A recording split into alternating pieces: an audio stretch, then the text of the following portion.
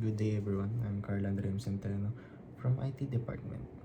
Today we did 4 meetings which is our first meeting was by department, which we do our daily and morning prayers for everything to go successful. And our second was the general meeting, which is for all EMS group, and there we do the usual asking and answering questions and just overall meeting with our task. The third meeting was about our ergonomic exercise, which we danced and then they documented it.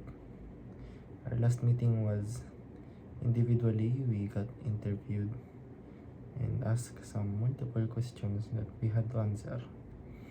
Now our task is to do 2 videos, which is 2-minute video and testimonial video, and the other one is to do payroll computation, that is by group, but we separate each task by 4, I think.